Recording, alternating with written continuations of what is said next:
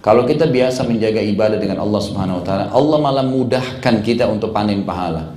Masih ingat saya pernah kasih contoh kan, kalau kita selesai sholat duha misalnya di rumah, lagi duduk dan kita komitmen tadi malam sholat tahajud enak, kita sholat subuhnya on time, kemudian sudah zikir paginya, habis sholat duha, coba perhatikan tuh, kalau selesai itu mau buat apa lagi ya, kadang-kadang gitu, kebaikan apa lagi nih, biasanya Allah mudahin, tiba-tiba punya telepon ada yang tanya, gitu kan, alamatnya si fulan di mana ya?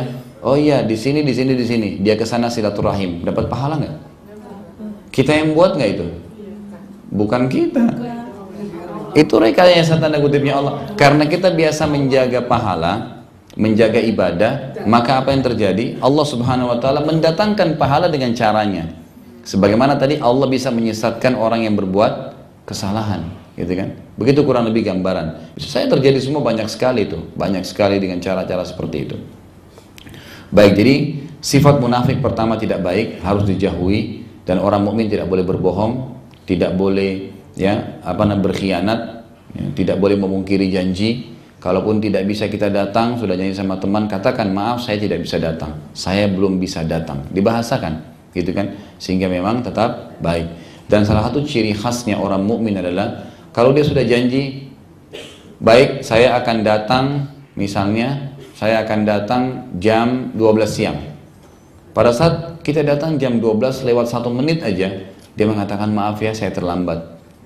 Karena memang kita sudah janji, ya. Dan dikatakan oleh Nabi SAW, al-mu'minuna adalah syurutihim. Orang mukmin sesuai dengan syaratnya yang sudah disepakati. Sepakat jam sekian. Kalaupun tidak bisa, terlambat sedikit tetap minta maaf. Tetap minta maaf.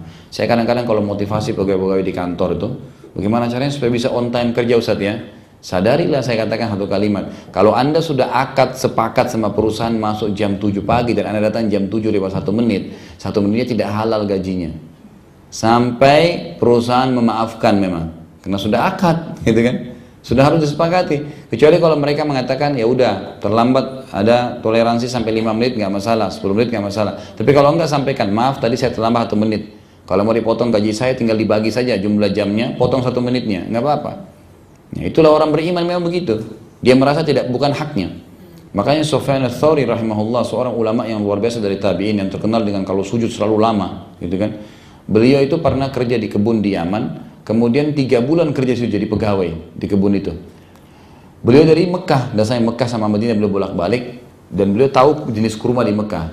Dia kerja di kebun kurma di Madinah, tuannya panggil waktu tidak tahu kalau ini Sufyan ats-Tsauri, tidak tahu kalau ini ulama besar gitu.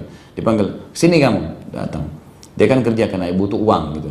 Lalu dikatakan, apa bedanya antara kurma kami di Yaman dengan kurma kalian di Hijaz, di Madinah sama Mekah? Apa kata Sufyan ats-Tsauri? Saya tidak tahu bagaimana rasanya kurma kalian untuk membedakan. Kata tuannya, kau 3 bulan kerja di kebun saya tidak pernah makan kurma 1 butir pun. Kata dia apa? Belum pernah karena Anda tidak pernah izinkan. Tidak pernah 1 kali makan segigit kurma, gitu kan? Karena nggak pernah kerja di kebun kurma, kurmanya jatuh-jatuh, nggak pernah dimakan tanpa izin tuannya, warak itu namanya. Ya, lalu tuannya bilang apa? Dia bilang apa? Apa kau mau menunjukkan warakmu? Warak itu maksudnya menjaga betul hubungan dengan Allah. Yang haram biar saya mati nggak mau makan, selesai, gitu loh. Apapun konsekuensinya, yang halal saya akan nikmatin, yang haram ditinggalkan, yang halal dikerjakan, yang benar dikerjakan gitu.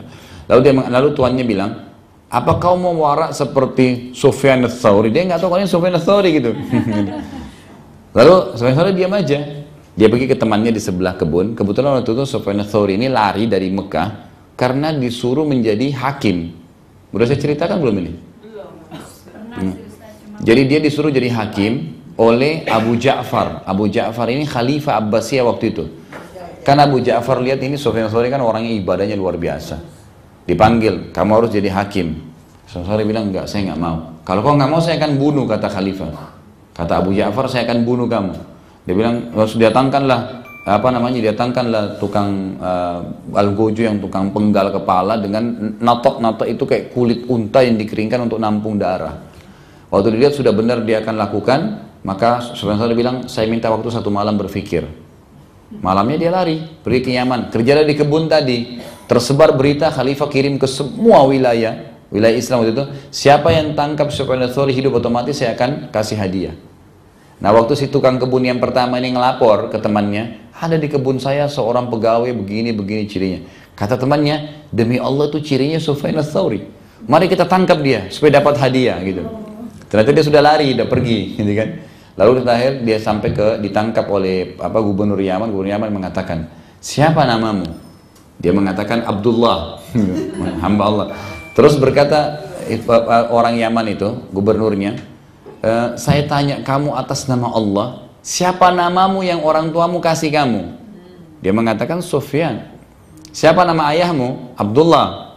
Sekali lagi saya tanya, ya, siapa nama ayahmu yang dinamakan oleh kakekmu? Dia bilang Sufyan bin Sa'id, namanya Sa'id. Dari suku apa? Tsauri. Berarti kamu Sufyan ats-Tsauri? Iya. Yang Amir Mukminin mengejar kamu karena kau tolak jadi hakim? Dia bilang iya. Yang Amir Mukminin mengirimkan hadiah untuk membunuhmu? Dia bilang iya. Dan saking dia jujur semuanya, lalu si Gubernur Yaman mengatakan, wahai imam, ya, dipanggil ulama, dipanggil imam itu, wahai imam, kalau kau sembunyi di bawah kaki saya dan Amir Mukminin minta, saya tidak akan kasih. Silakan kau hidup di Yaman, bebas di wilayah saya, silakan bebas hidup. Tapi sebenarnya terganggu, dia pergi ke Mekah, tinggal di Mekahnya. Begitu tiba di Mekah, gitu kan, dikerumuni oleh ulama-ulama karena dia ulama besar. Ulama-ulama lain pada belajar sama dia, tanya-tanya hukum, gitu-gitu. Terdengar berita oleh Abu Ja'far, Sufyan ats-Tsauri sudah di Mekah. Temannya cerita, dia bilang, Sufyan ats-Tsauri, nama temannya Abdullah. Sufyan ats-Tsauri ini luar biasa hubungannya dengan Allah. Di antara yang paling terkenal sujudnya. Kalau sujud lama sekali nggak diangkat kepalanya, sampai dia puas baru diangkat. Temannya cerita, Abdullah, dia bilang, saya pernah tawaf 7 kali. Jadi 7 kali 7, 49, gitu kan. 7 tawaf pertama, saya tawaf, Sufyan ats-Tsauri pas sujud pertama, di rakaat pertama. 7 kali saya selesai tawaf, belum diangkat kepalanya. Saya tambah lagi 7 tawaf yang kedua, belum diangkat kepalanya. Sampai 7 kali, jadi 49 kali tawaf. Satu tawaf itu kan sekitar 10 menitan. Kalau cepat ya, 10 menit. Kali berapa? 49. Kan gitu. Ini sudah berapa gitu. Itu kan kurang lebih berapa? 400 ya? 490 ya menit. Sujudnya satu kali gitu. Kalau dibagi 60 menit itu kan berapa jam gitu. Istilahnya gitu kan. Bisa sampai 7 jam sujud saja. Dan diangkat kepalanya gitu.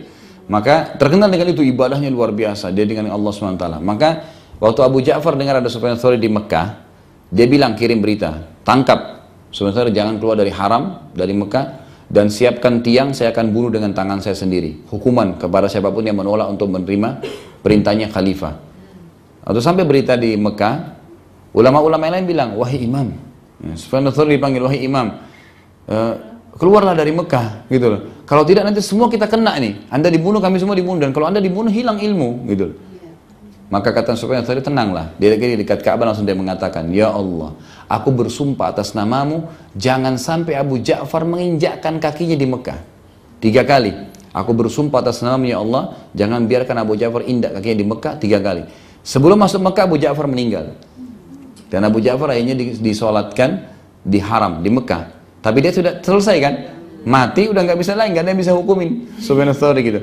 Tapi bagaimana hubungan dia dengan Allah SWT bisa membantu dia gitu. Ya. Kurang lebih seperti itu gambaran.